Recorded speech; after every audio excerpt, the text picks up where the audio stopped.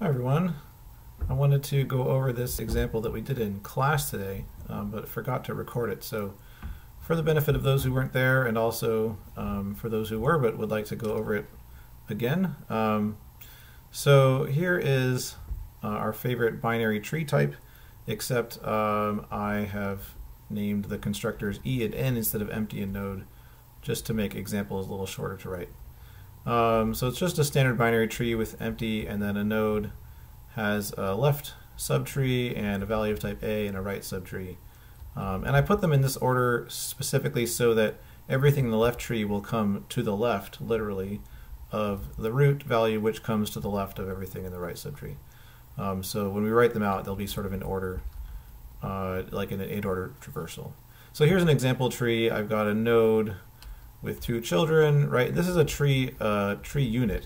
So all the values stored in the nodes are just units, which means they don't really carry any information. So this is really just kind of a tree shape. We've got a root node with a left, and the left just has a single node and then two empties. And the right thing has a left child, which has two empties, and then, okay. So the goal of this is I want to write a number tree function that will take one of these tree shapes, and actually, we could even make this. We don't care, because we can just whatever the a values are, we're going to replace them. So we could just take edit tree a, and I want to produce a tree int, and I want to do this in such a way that the node values get labeled. They get generated sort of 0, 1, 2, 3 from left to right. So as I do an in-order traversal of the tree, like the very leftmost value is going to become 0, and the next one's going to become 1, and then 2, and then 3. Okay. And actually, it's not at all obvious how to write this function in general in a way that's efficient. So if we pattern match on the tree, right, the root value in this case, actually, it turns out for this example, has to be 1. The only way that we know the root value has to be 1 is if we know how many things are in the left subtree. But if we simply say, okay, find the size of the left subtree, and then put 1 here, and then recursively number the left and the right, that's going to be inefficient because we're going to traverse over this left subtree twice. So it is possible, but I'm going to show a way to write this code that will use a lot of existing machinery and not involve a lot of explicit pattern matching and recursion and stuff. So one thing that seems like it could be helpful, right? So if we wanted to replace each item in a tree with like the same value, we could just use fmap. We could say fmap and just replace each value with the same, the same value. But they're not all going to be the same, right? So one way we could think of this is we want to do it like an fmap, but along the way we want to keep track of a state, which is the current number that we're on. So each time we get to a value, we will find out what's the current value. We will replace with that, and then we'll increment the current value so that at the next one we'll know the next value to do.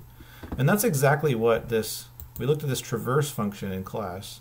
So this traverse function works for lists, and it basically says while you're mapping over the list, you have access to some applicative context, right? And that could mean different things depending on what f is. Like if f is maybe, then it means like, oh, you're traversing over this list, but at some point you could decide to fail, and the whole thing just becomes nothing. Or if f is state, as we've seen that example of state, and I actually have that up here in this file, right? Then that will do exactly what we want, where we're keeping track of a state of the current number. So this only works for lists, but we can write a version that works for trees, and so that's the first thing we're going to do. So I'm going to I'll write it up here. Okay, so I want to write a version of traverse. We'll call it traverseTree, which takes it says for any applicative f, we're going to take a function from a to b, except it's not actually just from a to b. It's from a to fb. So the result comes in some applicative context. And then I'm going to take not a list of a, but a tree of a, and I'm going to result in an f tree of b. Right? So again, this is kind of like fmap, a to b to tree a to tree b, except for these f's here. Okay, and that's going to let us kind of do some extra things along the way while we're mapping. So let's see if we can write this. I'm not going to spend too long on this. You should definitely try implementing this yourself. You might even want to pause the video right now and see if you can implement something with this type. So first of all, let's pattern match on the tree. So if it's empty, well, okay. I basically want to return the empty tree. That's what fmap would do, except I need an f tree. So I can use pure to lift the e up to be an f tree. Okay, and then traverse tree g. Let's map a pattern match on a node, so left, a, right. I want to output a node, right? Basically, if this were just fmap, if I were just doing fmap, I would do something like node of, fmap gl, and then I'd apply the g to the a to turn it into a b, and then I'd recursively fmap gr. Okay, but I'm not writing fmap, I'm writing traverseTree. So these fmaps should actually be traverseTree. This should be traverseTree. And then there's one other thing that doesn't work here, which is that traverseTree doesn't return a tree, it returns an f tree. And the g function also, right, it doesn't return a b, it returns an fb. So I've got an f tree, an fb, and an f tree, and I want to put them all together into an f tree. But node n is a function that takes a normal tree, an a tree a, and returns a tree a. So is there a way that I can take a function, right, I want to take a function of this type, essentially, and kind of turn it into a function of this type, f tree a, f tree a, to f tree a. So essentially lift the function up to work over f's.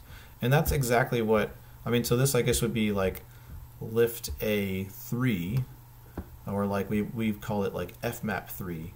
And the way that we do that kind of pattern, right, is that we use the applicative operator. So first I use the fmap operator here, and then I stick in an app and another app.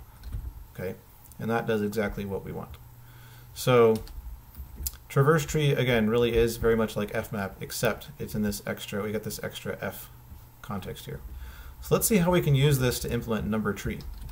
So what I want to do, so I have my tree t, and I want to traverse it.